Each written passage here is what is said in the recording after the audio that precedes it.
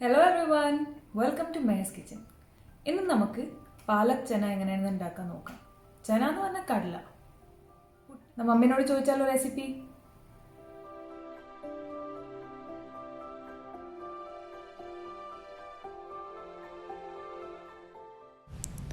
ആദ്യം ഒരു അത്യാവശ്യം നല്ല വലിയ കെട്ട് പാലക്കിൻ്റെ ഇല നന്നായിട്ട് കഴുകി വൃത്തിയാക്കി വെള്ളം ചൂടാക്കി അതിലേക്ക് ഇട്ട് കൊടുക്കാം. തിളക്കുന്ന വെള്ളത്തിൽ തന്നെ ഇത് 2 മിനിറ്റ് വേവിച്ചെടുക്കാം. 2 മിനിറ്റിന് ശേഷം വെള്ളമൊക്കെ കളഞ്ഞിട്ട് ഇത് സ്ട്രെയിൻ ചെയ്തെടുക്കാം. എന്നിട്ട് ഒന്ന് തണുപ്പിക്കാം. തണുപ്പിച്ച് കഴിഞ്ഞാൽ ഇതൊന്ന് നന്നായിട്ട് അരച്ചെടുക്കാം മിക്സിയിലിട്ടിട്ട്.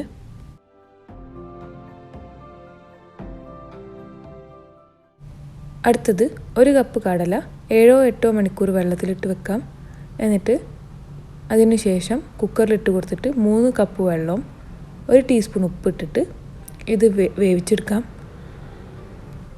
1 വിസിൽ വരുന്ന വരെ ഹൈ ഫ്ലെയിമിലാണ് ഇത് വേവിച്ചെടുക്കേണ്ടത്.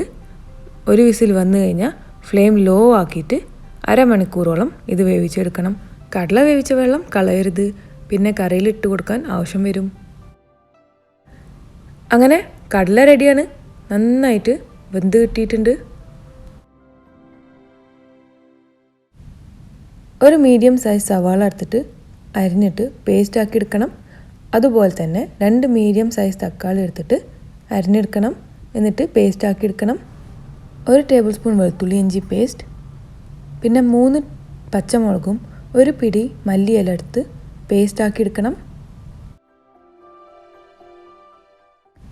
2 ടീസ്പൂൺ കസൂരി മേത്തി, 1 ടീസ്പൂൺ മുളക് പൊടി, 1 ടീസ്പൂൺ മല്ലിപ്പൊടി, 1/2 ടീസ്പൂൺ മഞ്ഞൾപ്പൊടി, 1/2 ടീസ്പൂൺ ചെറിയ ജീരകപ്പൊടി, 1 ടീസ്പൂൺ ഗരം മസാലപ്പൊടി, പിന്നെ നേരത്തെ ഉണ്ടാക്കി വെച്ച പാലക്കിൻ്റെ പേസ്റ്റ്.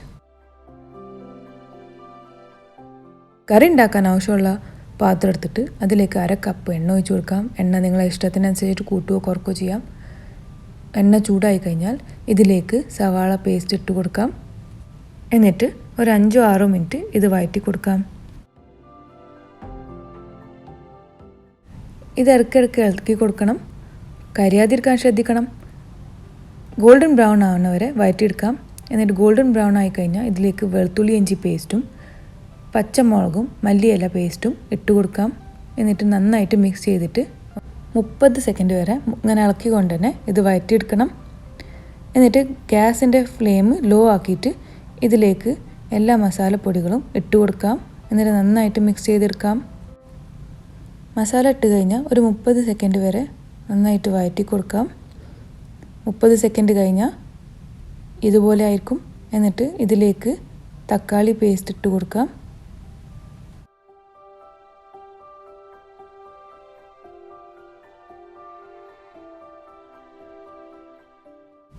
ഇതെല്ലാം നന്നായി മിക്സ് ആക്കിയിട്ട് 5 മിനിറ്റോളം വഴറ്റിയെടുക്കണം. ഇടയ്ക്കിടയ്ക്ക് ഇളക്കി കൊടുക്കണം, കരിയാതിരിക്കാൻ ശ്രദ്ധിക്കണം.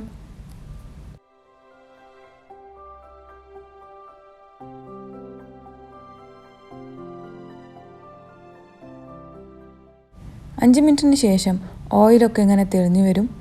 ഇങ്ങനെ തെളിഞ്ഞു വരുമ്പോൾ ഇതിലേക്ക് കടല ഇട്ട് കൊടുക്കാം.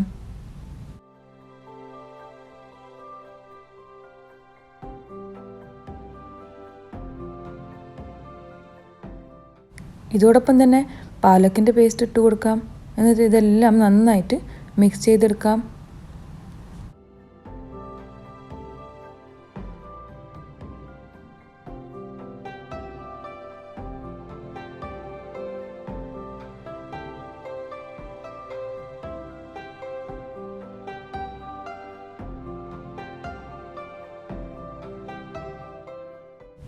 ഇതെല്ലാം 5 മിനിറ്റോളം മീഡിയം ഫ്ലെയിമിലാണ് വേവിച്ചെടുക്കേണ്ടത്. 5 മിനിറ്റിന് ശേഷം ഇതിൽ ഉപ്പ് പാകാക്കി കൊടുക്കാം. ആവശ്യത്തിന് ഉപ്പിട്ട് കൊടുക്കാം. പിന്നെ കടല വേവിച്ച വെള്ളം ഇട്ട് കൊടുക്കാം. 2 കപ്പോളം വെള്ളം ഉണ്ടായിരുന്നു, അതെല്ലാം ഇതിലേക്ക് ഒഴിച്ചു കൊടുത്തു. കടല വേവിച്ച വെള്ളത്തിലും ഉപ്പുണ്ടായിരുന്നു, അപ്പോൾ അതിനനുസരിച്ചിട്ട് ഉപ്പ് പാകാക്കി കൊടുക്കണം. ഇതിലേക്ക് നോർമൽ വെള്ളം ഇട്ട് കൊടുക്കാം. ഒന്ന് ചൂടാക്കിയിട്ട് വേണം ഇട്ട് കൊടുക്കാൻ.